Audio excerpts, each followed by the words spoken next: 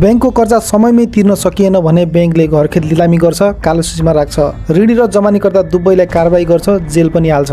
यो कुरा हामी मध्ये धेरैजनाले सुनेका छौँ होला अनि कतिपयले त देखेका पनि छौँ होला। तर कारबाही प्रक्रिया ठ्याक्कै अगाडि चाहिँ कसरी बढ्छ, प्रक्रिया के हुन्छ, कति समयभित्र कारबाही सम्पन्न हुन्छ, धितो लिलामीपछि पनि ऋणी र जमानीकर्ताले छुटकारा पाउँछ कि पाउँदैन, भोलिको दिनमा के कस्ता समस्या आउन सक्छ, अथवा समग्रमा भन्नुपर्दा कर्जा अपचलन भएपछि ऋण असुली सम्बन्धमा नेपालमा के कस्ता कानुनी व्यवस्थाहरू छन्, यी कुराहरू हामी मध्ये धेरैजनालाई पक्कै पनि थाहा छैन होला। आज यस भिडियोमा हामी यिनै विषयमा केन्द्रित रही धेरै कुराहरू थाहा पाउने प्रयास गर्नेछौँ।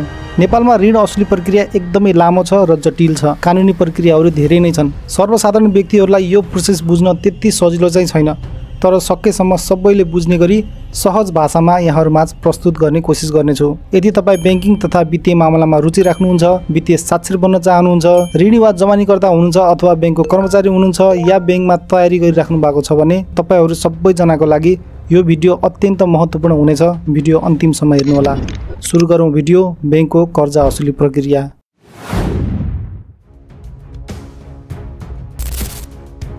कुनै पनि कर्जा लिएको ग्राहकले यानि कि ऋणीले तिर्नुपर्ने कर्जाको किस्ता अथवा ब्याज समयमा नतिरेमा अथवा कर्जा दुरुपयोग गरेमा उसले लिएको सम्पूर्ण कर्जालाई नै खराब कर्जा भन्ने गरिन्छ। अनि खराब कर्जा जति जति बढ्दै गयो उति उति ब्याङ्कको नोक्सानी पनि बढ्दै गयो। यस अर्थले खराब कर्जा यदि बढ्दै गयो भने ब्याङ्क नै टाँट पल्टिने अवस्थामा पुग्न सक्छ। र कुनै एउटा ब्याङ्क टाँट पल्टियो भने त्यसले निक्षेपकर्ता, लगानीकर्ता र कर्मचारी मात्र होइन, अर्थतन्त्रका समग्र सबै क्षेत्रमा नकारात्मक असर पार्छ। केही गरी ब्याङ्क टाँट पल्टिहाल्यो भने त्यहाँ पैसा डुब्ने स्वयं ब्याङ्कको होइन, यो त आम जनताको पैसा हो। त्यसकारण ब्याङ्कले कर्जा असुली काम नगरी सुखै छैन, यो गर्नै पर्छ।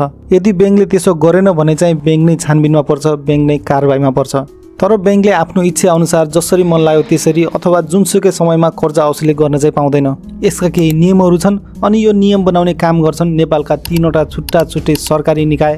पहिला यिनै सरकारी निकायको बारेमा छोटकरीमा बुझौँ, त्यसपछि अन्य कुरातर्फ लागौँला। नेपाल राष्ट्र ब्याङ्क। नेपाल राष्ट्र ब्याङ्कको बारेमा धेरैजनालाई पहिलेदेखि नै थाहा छँदैछ होला, जसले ब्याङ्कहरूलाई के काम गर्न पाउने अनि के काम गर्न नपाउने, कुन काम गर्नलाई कुन विधि अपनाउने भन्ने बारेमा गाइडलाइन बनाउने काम गर्छ। कर्जा असुली मात्रै होइन, ब्याङ्कमा हुने जुनसुकै काम गर्नको लागि कुन काम कसरी गर्ने भन्ने बारेमा सम्पूर्ण जानकारी राष्ट्र ब्याङ्कले नै दिन्छ। राष्ट्र ब्याङ्कले दिएको निर्देशन बाहेक अन्य कुनै काम गर्न पनि पाइँदैन, अन्य कुनै विधि अपनाउन पनि पाइँदैन। तर कर्जा असुलीको मामलामा नेपाल राष्ट्र ब्याङ्कभन्दा पनि अझै एक स्टेप माथि हुन्छ ऋण असुली न्यायाधिकरण। यो नाम सायद तपाईँहरूमध्ये धेरैजनाले पहिलोपटक नै सुन्नुभएको होला, तर यो धेरै पुरानो निकाय हो। यसको काम चाहिँ ऋण असुली सम्बन्धी कामलाई सहज र न्यायिक ढङ्गले अगाडि बढाउने हो। ऋण असुली कामको लागि मात्र बनाइएको एउटा छुट्टै किसिमको अदालत हो भन्दा पनि हुन्छ यसलाई। तर यसले ठ्याक्कै काम चाहिँ के गर्छ भन्ने कुरा भिडियोमा अहिले एकछिनमा टपिक आएपछि कुरा गरौँला। यी दुईवटा निकायहरू भन्दा पनि अझै माथि हुन्छ एउटा सरकारी निकाय, त्यो हो सर्वोच्च अदालत। सर्वोच्च अदालतले गरेका विभिन्न फैसलाहरूले विभिन्न नजिरहरू बस्दै जान्छन्, विभिन्न किसिमका कानुनको व्याख्या हुँदै जान्छ। यसैको आधारमा पनि ब्याङ्कले ऋण असुली गर्ने प्रक्रियामा केही हेरफेर भइ नै रहेको हुन्छ। यसरी यी 3वटा निकायहरूले जसरी ऋण असुल गर्नुपर्छ भन्छन्, ब्याङ्कले पनि त्यसरी नै काम अगाडि बढाउनुपर्छ। फर्कौँ अब विषयवस्तुमा। ब्याङ्कले मुख्यतः 3वटा विधि प्रयोग गरेर कर्जा असुलीको काम गर्छ। तर पहिलो विधिको सम्पूर्ण प्रक्रियाहरू नसकिन्जेलसम्म दोस्रो विधिमा जान मिल्दैन।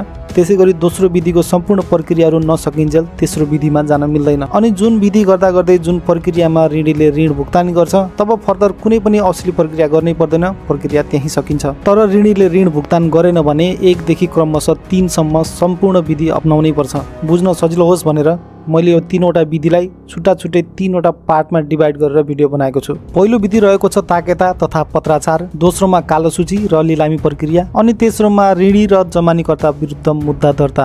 यो 3वटा विधि अपनाउँदासम्म सम्पूर्ण काम कारबाहीहरू यहीँ सकिन जान्छ। सुरु गरौँ पार्ट 1बाट। यो विधि पनि 3 चरणमा पुरा हुन्छ। ऋणीले समयमा ऋण नतिरेमा भाका नागेको 30 दिनसम्म ब्याङ्कले फोन, इमेल वा पत्राचार गरेर सम्झाइरहन्छ। ऋणको भाका नआएको 30 दिनसम्म कर्जा नोक्सानी बापत केही रकम पनि छुट्याउनै नपर्ने नियम रहेको छ। त्यसकारण ब्याङ्क पनि सामान्य रूपले नै प्रस्तुत भइरहेको हुन्छ। औपचारिक रूपले कुनै पनि काम अगाडि बढेकै हुँदैन यति बेलासम्म। यदि यो 30 दिनको अवधिमा यदि ऋणीले ऋण भुक्तान गर्न आएन भने अब ब्याङ्क अर्को चरणमा जान्छ, त्यो हो औपचारिक कर्जा असुली सूचना। ऋणको भाका नआएको 30 दिनदेखि 90 दिनसम्म आइपुग्दासम्म ब्याङ्कले आधिकारिक रूपमा ऋण तिर्नको लागि कम्तीमा 2 पटक पत्राचार गर्छ, घरमै चिठी पठाउँछ। यति बेलासम्म आइपुग्दा 5% रकम मात्र कर्जा नोक्सानी भएको मानिन्छ। 90 दिनको अवधिसम्मलाई कर्जा दुरुपयोग भएको भनेर चाहिँ भनिँदैन। त्यसकारण कारबाही पनि खासै भएको हुँदैन। तर 90 बाट 91 औं दिन सुरु हुने बित्तिकै बैंक अब कानुनी कारबाही गर्न अगाडि बढ्छ। त्यो हो पत्रिकामा सूचना छापिदिने। आधिकारिक रूपले नै घरमा चिठी पठाउँदा समेत पैसा तिर्न नआएपछि अब बैंकले 2 पटकसम्म पैसा तिर्न आउनुस् भनेर ऋणीको र जमानीकर्ताको नामसहित पत्रिकामा छापिदिन्छ।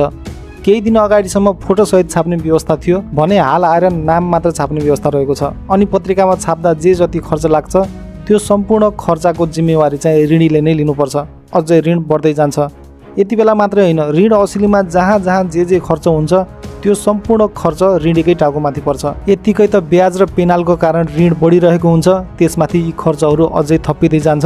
आफूले खाएको भन्दा अझै बढी ऋण तिर्नुपर्ने हुन्छ।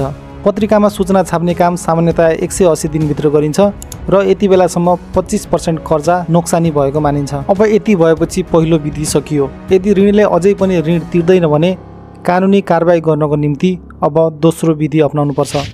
त्यो हो कालो सूची र लिलामी प्रक्रिया। अब यहाँनिरबाट ऋण असुली सम्बन्धी कडा कारबाहीहरू सुरु हुन थाल्छ। यो विधि पनि 3 वटा चरणमा सकिन्छ।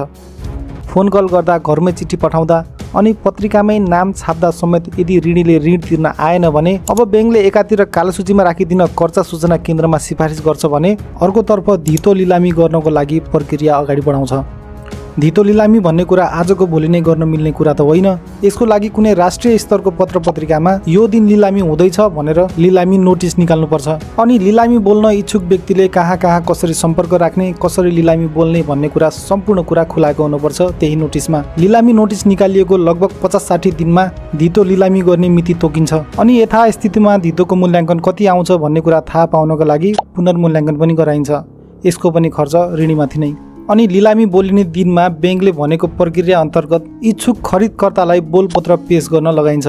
बैंकले सबै बोलपत्र सङ्कलन गरी सबैभन्दा उच्च मूल्य प्रस्ताव गर्ने व्यक्तिलाई धितो पास गरिदिन्छ।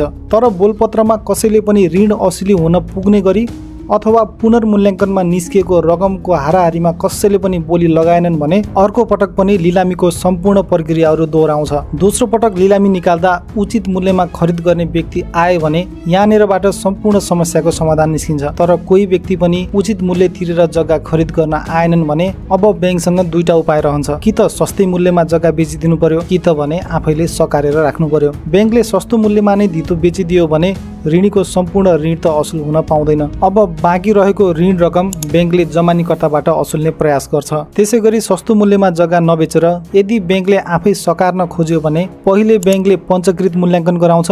यदि पञ्चकृत मूल्याङ्कनमा भने जति रकम आयो भने बैंकले सम्पूर्ण धितो आफ्नो नाममा बनाउँछ अनि कर्जा चुक्ता गराइदिन्छ। तर पञ्चकृत मूल्याङ्कन ऋण रकम भन्दा कम आयो भने फेरि बाँकी रहेको रकम जमानीकर्ताबाटै असुल्ने प्रयास गर्छ।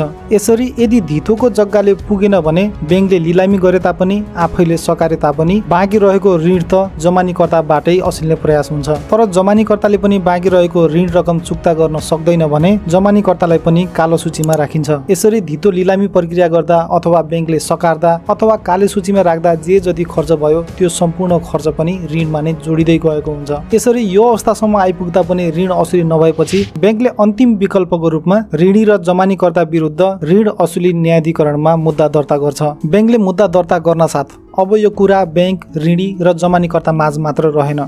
यहाँ अब चौथो पक्षको पनि इन्ट्री भइसकेको छ। ऋण असुली न्यायाधिकरण एक प्रकारको अदालत नै हो कर्जा असुलीको मामलामा। बैंकको क्षेत्र अधिकार एकदमै कम हुन्छ।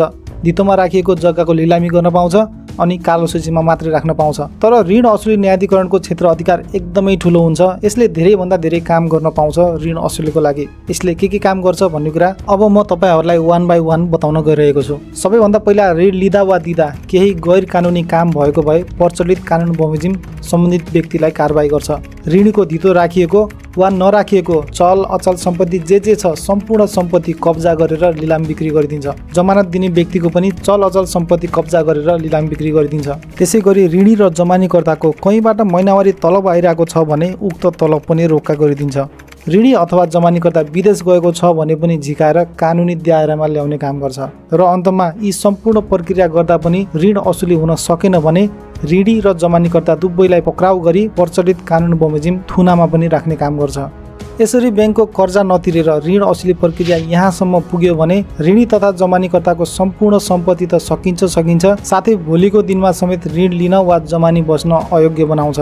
यो नै थियो नेपालमा कर्जा असुली प्रक्रिया सम्बन्धी सम्पूर्ण नियम कानुनहरू। यो भिडियो तपाईहरुलाई कस्तो लाग्यो? भिडियो जानकारीमूलक र उपयोगी लागेको भए लाइक र शेयर गर्न नबिर्सिनुहोला। केही कन्फ्युजन भए कमेन्ट गरेर पनि सोध्न नबिर्सिनुहोला। साथै यस्तै जानकारीमूलक भिडियोहरू हेरिरहनको लागि हाम्रो ब्याङ्किङ शिक्षालाई सब्स्क्राइब गर्न चाहिँ नबिर्सिनुहोला। हवस् त, धन्यवाद। अब हामी भेट्नेछौँ अर्को भिडियोमा।